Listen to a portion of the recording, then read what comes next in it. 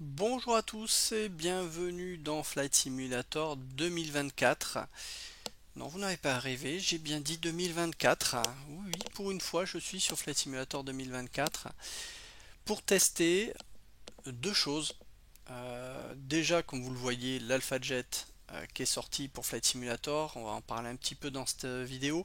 Mais le but principal de cette vidéo, c'est de vous parler d'un petit système que j'ai acquis tout récemment qui s'appelle le Tobii Eye Tracker, qui existe déjà depuis un petit moment. Et en fait, je voyais pas mal de très bonnes appréciations et de commentaires sur ce petit appareil qui, de l'avis de certains, permet on va dire, concurrencer un peu la VR. Alors vous allez voir qu'en pratique, les choses sont quand même plus à nuancer. Et on va parler donc de ce petit Tobii Eye Tracker qui est, je trouve, une petite merveille. Voilà, si, je dis pas que ça fait le job de la VR, mais vous allez voir que j'en suis très satisfait. Alors, hop là, je pousse un peu. Alors, le Tobii, comment ça fonctionne? Eh bien, en fait, c'est un peu comme un traquier où il va falloir l'activer. Et donc, pour l'activer, ben, il faut configurer des touches. Alors, je vous renvoie vers des vidéos d'autres youtubeurs qui ont fait des très bonnes présentations là-dessus. Donc là, je vais l'activer.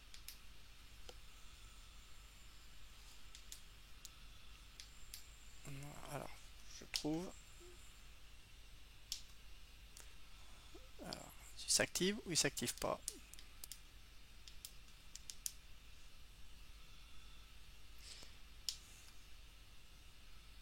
Ou tu veux pas. Ah, ça y est. Mais il faudrait que j'arrive à centrer ça.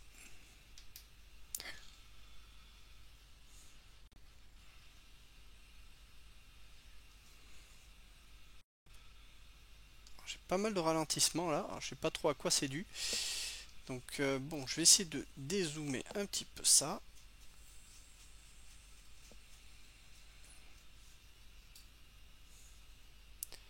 Voilà, là ça commence à être pas mal. Voilà.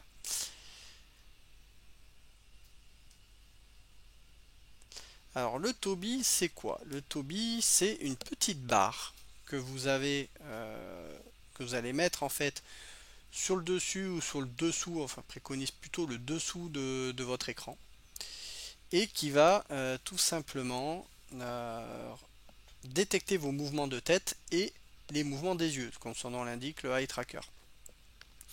Donc c'est un mix en fait entre les deux, mouvement de la tête et mouvement des yeux. Et je suis assez étonné on va dire de la sensibilité du capteur. Ça marche vraiment bien. Voilà, je tourne un peu la tête. C'est vraiment étonnant. Donc là, si par exemple, là, je bloque la tête, je bouge pas la tête, je tourne juste les yeux. Regardez, ça tourne.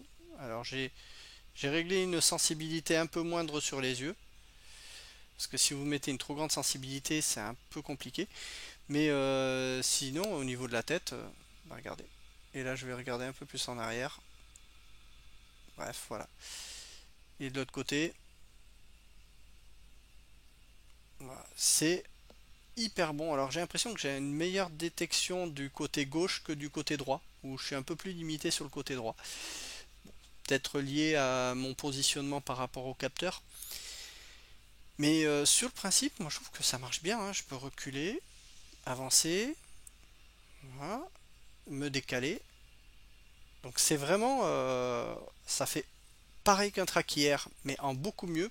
Moi j'ai eu un traquier pendant quelques années, j'ai jamais réussi à m'y faire.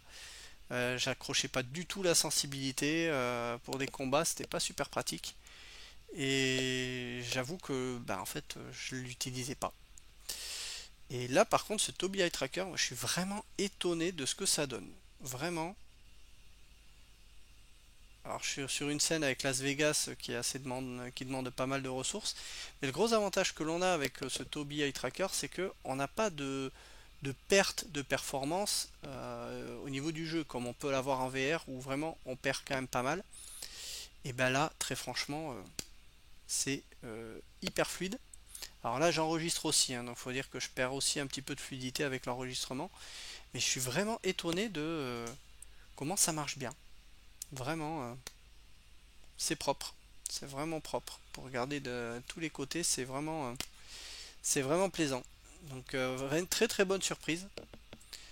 Euh, donc, qu'est-ce que je recommande vraiment ce Tobii quand on fait de la VR? Ben, j'ai envie de vous dire que pour le prix, aux environs de 200, alors neuf il est à 270 euros, que 270 euros, je trouve ça un peu excessif.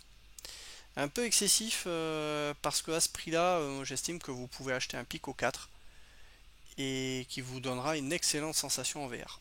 Néanmoins, si on commence à approcher les 200 euros, et bien là, ouais, j'avoue que c'est quand même intéressant. Là, vous avez parfois des réductions qui l'amènent à 230 euros, ce qui était le cas il n'y a pas longtemps. Et moi, je l'ai acheté au moment d'une promo où il y avait 15% qui était déduit avec un code Flight Simulator. Et en plus, bah, moi, j'ai pas acheté une version neuve, j'ai acheté une version reconditionnée qui était encore moins chère, ce qui fait que ce Tobii, eh bien, il m'est revenu à seulement 200 euros. Et là, franchement, à 200 euros, c'est un banger. Vraiment, c'est quelque chose à avoir pour 200 euros. Alors, je l'utiliserai pas pour la plupart de mes vols parce que j'avoue que je préfère quand même la fluidité de la VR. Et ça, c'est quand même beaucoup plus plaisant, la VR, d'être vraiment immergé dedans. Néanmoins, on perd quand même pas mal en performance graphique. On est obligé de réduire les performances, alors que là, gros avantage, c'est que bah, tout est au max et ça marche super bien. Ça a vraiment pas d'impact sur vos performances. Et ça, c'est plaisant. Vous jouez sur un écran 4K. Moi, je suis un 42 pouces en 4K. Je suis à 1 mètre de distance, hein, par rapport à l'écran, parce que j'ai quand même le bureau, j'ai aussi le manche qui est accroché, donc j'ai le manche entre les jambes qui fait que ça me rajoute quand même 50 centimètres en plus à peu près du bureau. Et là, j'avoue qu'on a un recul qui est quand même plutôt plaisant. C'est vraiment bien. Et à voir si vous avez une configuration en triple écran, ouais, ça doit être sympa. Voilà. Mais là déjà, ouais, j'avoue que je suis très critique envers Flight Simulator 2024 quand je joue en VR, parce que pour moi les performances elles sont pas encore là en VR. Mais si vous ne faites pas de la VR, bah, très franchement, là oui, la Flight Simulator 2024, je suis d'accord, il est excellent, il est mieux que le Flight Simulator 2020 d'un point de vue graphique, ça je suis d'accord. Mais quand vous êtes en VR, ça n'est pas le cas, à moins que vous ayez une grosse config, RTX 4090 ou une 5090. Et là, oui, là, vous avez moyen de dégrader beaucoup moins les graphismes, tout en ayant une bonne fluidité. Et là, je suis d'accord que ouais, on a quelque chose qui est très bon. Mais quand vous êtes avec une carte graphique moyenne comme une RTX 4070 Ti Super comme j'ai là, pour la VR, ça fait le job. Mais voilà, c'est pas parfait sur Flight Simulator 2024. Alors que par contre, avec cette configuration, Flight Simulator 2024 sur un écran, même en 4K, mais il est parfait. Il est déjà parfait. Vous n'avez pas besoin de plus. Voilà. Donc, quelques frises. Voilà. Mais vraiment, là, je vais regarder les détails sur les rochers. Là, oui, là, on voit vraiment une très très grosse différence avec Flight Simulator 2020. Là, vraiment, on voit une différence. Les textures satellites, elles sont hyper nettes parce que j'ai boosté pour que ça les prenne à fond.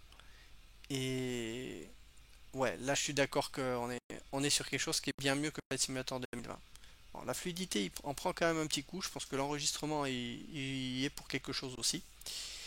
Mais voilà, très très bonne impression vraiment de ce Tobii Eye Tracker.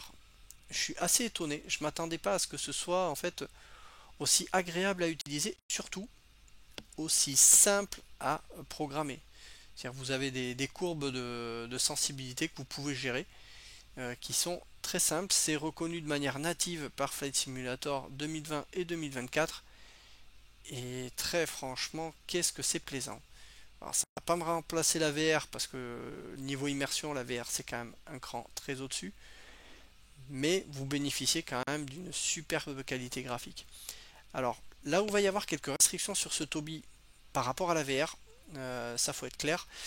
Dans l'utilisation, je vais pas avoir la même utilisation. Si je vais faire des vols en VFR où j'ai besoin de regarder sur 360 degrés, bah là je vais privilégier la VR.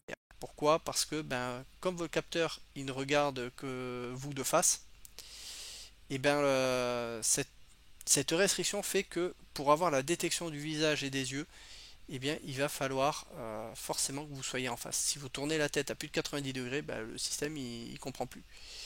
Donc c'est très bien dès l'instant où j'estime que vous allez devoir bouger la tête avec une limitation de plus ou moins 90 degrés. 90 degrés à gauche, bon même si on voit un petit peu plus, et 90 degrés à droite. Typiquement, le genre d'utilisation que vous allez avoir quand vous faites de l'IFR.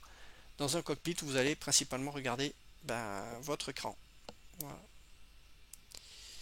Voilà. Du moins votre cockpit. Et là, ouais, là j'avoue que pour ça, le Tobii, c'est excellent.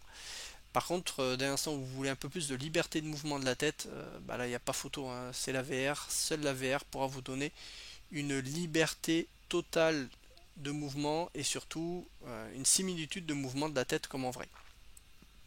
Voilà, donc ça aussi c'est limitations. Néanmoins, bah j'avoue que je suis agréablement surpris. Vraiment. C'est très très beau. Et surtout bah, les paysages, hein, ça n'a rien à voir avec ce que j'ai en VR dans Flight Simulator 2024. On a vraiment une image qui est magnifique en 4K. Voilà, c'est. Regardez, on va se mettre dehors, hein. On va se mettre tiens, en vue extérieure. Profiter un peu de l'Alpha Jet. Bah, regardez ça. Voilà. On a quelque chose qui est tout simplement hyper fluide et il n'y a rien à redire. Au niveau de perte de performance, là, les petits frises que l'on a, je les ai parce que j'enregistre. Mais sinon, on les a pas. Regardez un peu les paysages. C'est superbe, la lumière, tout est vraiment mieux dans Flight Simulator 2024 à partir du moment où vous avez le système qui permet d'en profiter. Et c'est vraiment très très chouette. Alors, c'est petit Alpha Jet, regardez-moi ça comme il est beau. Il est magnifique. Alors, il n'est pas encore parfait. On va parler un petit peu maintenant de l'Alpha Jet. Il n'est pas parfait. Sur certaines textures, notamment le train d'atterrissage, il y a des choses qui, les textures mériteraient d'être améliorées. Donc je pense qu'on aura des mises à jour. Mais là, sur la version Patrouille de France, il est nickel. La version École de chasse mériterait d'avoir des textures un petit peu mieux. Le cockpit est déjà très bien. Mais extérieurement, voilà, le modèle 3D est excellent. Les textures mériteraient d'être un petit peu améliorées. Voilà, mais c'est un avion que j'aime énormément, qui me rappelle beaucoup de souvenirs que j'avais dans l'armée de l'air. Quand j'étais en contrôleur aérien, j'ai eu l'occasion de faire plusieurs vols sur Alpha Jet.